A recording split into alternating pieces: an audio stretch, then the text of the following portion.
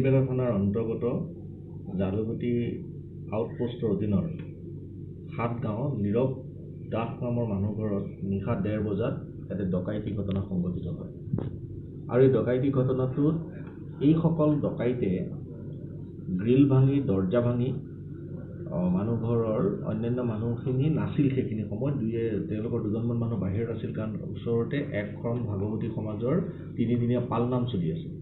আৰু সেই পালনাম থকাৰ সুযোগ লৈ তেওঁলোকে এখন Tata IndiGo AS02K 5664 white colour গাড়ীখনত আহি গোটেই ঘটনাটো পৰ্যবেক্ষণ কৰি নীৰৱ দাসৰ ঘৰত ডকাইত কৰাৰ উদ্দেশ্যেৰে সোমাল। আৰু তেওঁলোকে গ্ৰিল ভাঙিলে, দৰ্জা ভাঙিলে আৰু নীৰৱ দাস আৰু তেওঁৰ পত্নী চাদৰেৰে বান্ধি তেওঁলোকে ডকাইত কৰিলে।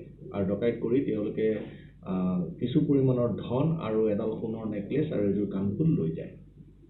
এই ঘটনাটো হোৱাৰ লগে লগে যেতিয়া আমি খবৰ পাওঁ, খুব পুৱাই মই নিজে ঘটনাস্থলী পৰিদৰ্শন কৰিলোঁ। আৰু ঘটনাস্থলী পৰিদৰ্শন কৰি সম্ভাৱ্য ক'ত কেনেকৈ ঘটনাটো ঘটিব পালে, কেনি যাব পাৰে, কি হ'ব পাৰে, এই বিষয়ে তদন্ত আৰম্ভ কৰি মই গৃহস্থক আশ্বাস দি আহিছিলোঁ যে 10 দিনৰ ভিতৰত মই এই ডকাইতি ঘটনাৰ ডকাইতসকলক গ্ৰেপ্তাৰ কৰিম আৰু আপোনালোকক ন্যায় দিম।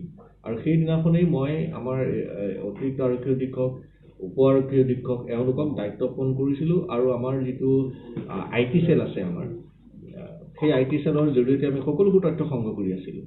আৰু সেই সংগ্ৰহ কৰি দিনে নিশাই কামত মই বিশেষকৈ DSP আমাৰ গীতাৰ্থ দেৱ শৰ্মাক নিয়োগ কৰিছিলোঁ। আৰু মই প্ৰতিটো মুহূৰ্তত এই গোটেই ঘটনাটোৰ পৰ্যবেক্ষণত আছিলোঁ। আৰু যোৱাকালি আমি গোটেই ঘটনাটো দিনৰ ভাগত গোটেই ঘটনাটোৰ এটা সম্যক আমি ব্যৱস্থা লৈ আহোঁ। আৰু সেই ব্যৱস্থাৰ সৈতে আমি DSPৰ লগত মই মিটিং কৰি পাৰ্টি ঠিক কৰি পেলাই আমি পঠালোঁ। আৰু মৈৰাবাৰী থানাৰ অধীনত আমি তেওঁলোকক জুৱা খেলিবলৈ আহি থকা অৱস্থাত আমি গ্ৰেপ্তাৰ কৰিবলৈ সক্ষম হওঁ। তেওঁলোকৰ পৰা এইবোৰ ডেগাৰ, দৰ্জা ভাঙাৰ চাবল, 5টা মোবাইল ফোন আৰু প্ৰায় 227,000 টকা আমি ধৰিবলৈ সক্ষম হওঁ। অন্য হাতেদি নেকলেছ আৰু যি কাণফুল আছিল, এইবোৰ তেওঁলোকে অন্য এজন ডকাইত তেওঁক আমি এতিয়ালৈকে ধৰিবলৈ সক্ষম হোৱা নাই।